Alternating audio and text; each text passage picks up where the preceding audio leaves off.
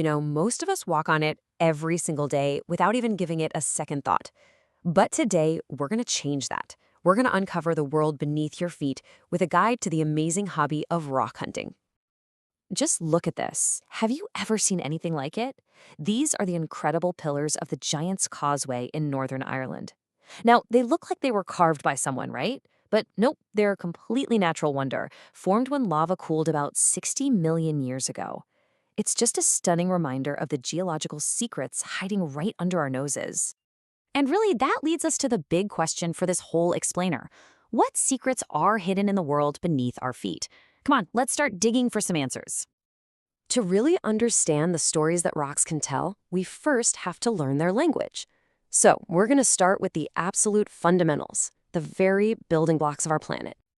So what even is a rock? Well, it's a lot more than just a hard thing you find on the ground. A typical rock is actually a mixture of solid chemicals called minerals, all pressed together so tightly like a bunch of intricate puzzle pieces. Okay, so if rocks are made of minerals, what exactly is a mineral? Well, what's really interesting is that they are naturally occurring inorganic solids. And inorganic just means they weren't made by plants or animals. A perfect example, think about the shiny little greens in sand. That's the mineral quartz. And minerals, in turn, are usually made of crystals. Their signature feature is that regular geometric shape, which comes from this super orderly arrangement of atoms inside. That's why they often look so shiny and glassy. Even in rocks where you can't see them, trust me, thousands of tiny crystals are in there. And finally, let's talk about fossils. I mean, these are the ultimate time capsules, the rock-hard remains of a living thing. What happens is, over millions of years, minerals replace all the organic material, turning bone or shell or even wood into solid stone, preserving this perfect snapshot of ancient life. Just take a look at this fossilized Tyrannosaurus skull. You're not just looking at a rock. You're literally reading a story written in stone. It's a direct link to a world that disappeared millions of years before humans ever existed. It's just incredible. All right, so now that we have the basic vocabulary down, we can get to the main characters in our story, Earth's 3 rock families and the epic planet-wide cycle that connects them all. First up, igneous rocks. And yeah, they are literally born from fire.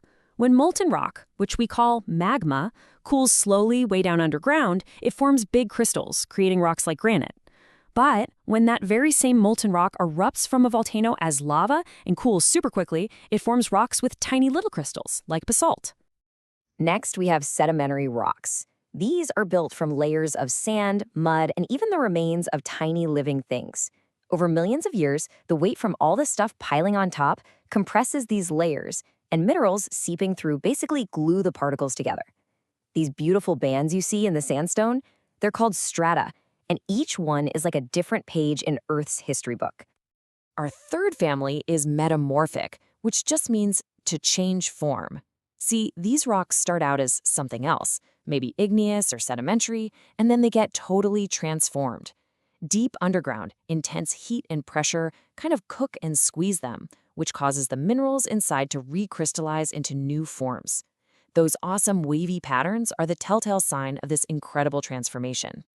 And here's where it all comes together. The rock cycle. These 3 types aren't totally separate. They're constantly changing into one another. It's this continuous, planet-wide process of destruction and renewal, all driven by the massive forces of plate tectonics. Pretty cool, huh? Okay, so now that you understand the epic story that rocks tell, you might be wondering how you can start reading those stories for yourself. Good. This section is your guide to becoming a rock hound, how to do it safely, and what you're going to need for the journey. First things first, safety and gear. You'll definitely want some sturdy boots for rough ground, and a hard hat and goggles are a must in places like quarries or near cliffs. But the single most important piece of equipment? An adult companion. Seriously, never go rock hunting alone. Okay, so where do you actually look?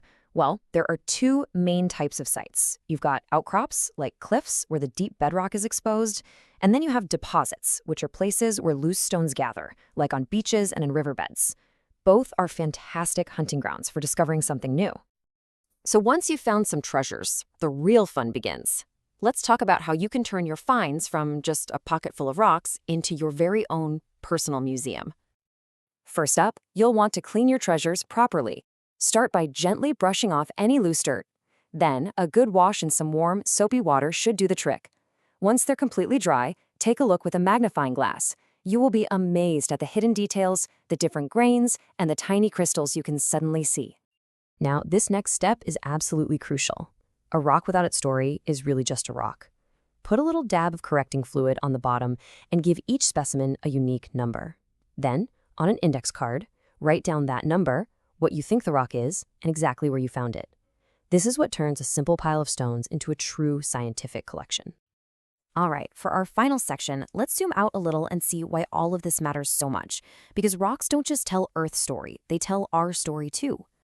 I mean, since the very dawn of civilization, we've built our greatest structures from stone. The Great Pyramids are made of limestone that's packed with ancient sea fossils.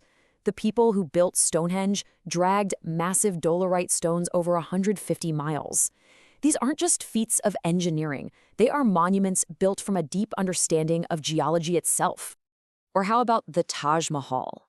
It's not just a building, it's a breathtaking work of art made from the earth. The entire structure is made of brilliant white marble. That's a metamorphic rock, and it's intricately inlaid with 28 different types of precious stones. It's just a perfect testament to how we've always used rocks to express beauty, power, and devotion. So, the key takeaway here is this. From a simple pebble you find on the beach to the bedrock beneath a skyscraper, every single rock has a history. The world beneath your feet is like a vast library, filled with stories millions of years in the making, just waiting to be read. The only question is, what will you discover?